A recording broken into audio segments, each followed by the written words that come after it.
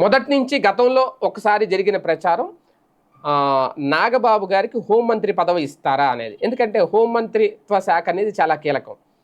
నాగబాబు గారికి మంత్రి పదవి ఇస్తానని ప్రకటన చేశారు, ఎమ్మెల్సీ ఇచ్చారు, కానీ ఇంకా మంత్రి పదవి ఇవ్వలేదు. ఎప్పుడు ఇస్తారో లేదో తెలియదు. ఇక్కడ ఏదో సామాజిక వర్గాలు సమీకరణాలు అడ్డొస్తున్నాయి, కొనతాలకు ఇస్తారు, ఆయన బీసీ నాయకుడు, ఇలా రకరకాల ప్రచారం జరుగుతోంది.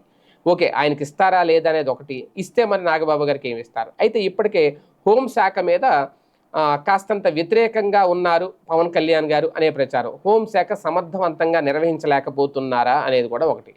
ఆ మధ్యన కూడా హోంశాఖ మీద కాస్తంత అసంతృప్తి వ్యక్తం చేశారు పవన్ కళ్యాణ్ గారు. ఇప్పుడు మళ్ళీ తాజాగా ఈ కాపు సామాజిక వర్గానికి సంబంధించి కాపు గర్జన ఆ తుని ఘటనకు సంబంధించి మళ్ళీ కేసు రీఓపెన్ చేయబోతున్నాము అని చెప్పి అదే హోంశాఖకు సంబంధించి ఒక జీవో రావడం, మళ్ళీ దాన్ని సరి చేసుకుని తూర్చని చెప్పి అది క్యాన్సిల్ చేశామంటూ ఇంకో జీవో విడుదల చేయడం. ఈ నేపథ్యంలో హోంశాఖ పనితీరు మీద మరింత అసంతృప్తి పెరిగింది పవన్ కళ్యాణ్ గారికి. ఈ నేపథ్యంలో ఆయన అప్పుడు అన్నారు, అవసరమైతే ఆ హోంశాఖ నేనే తీసుకుంటాను, నేనే నిర్వహిస్తానని కూడా ఆయన మాట్లాడారు.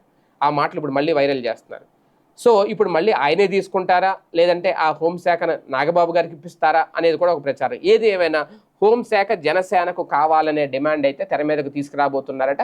అదే గనక జరిగితే కూటమి ప్రభుత్వం ఎలాంటి మార్పులు వస్తాయి, తెలుగుదేశం పార్టీ లేదంటే కూటమి దానికి అంగీకరిస్తుందా ఏంటనేది తెలియదు. కానీ హోంశాఖ విషయంలో జనసేన అధినేత పవన్ కళ్యాణ్ కాస్తంత సీరియస్గా ఉన్నారు అనే ప్రచారం అయితే జరుగుతోంది.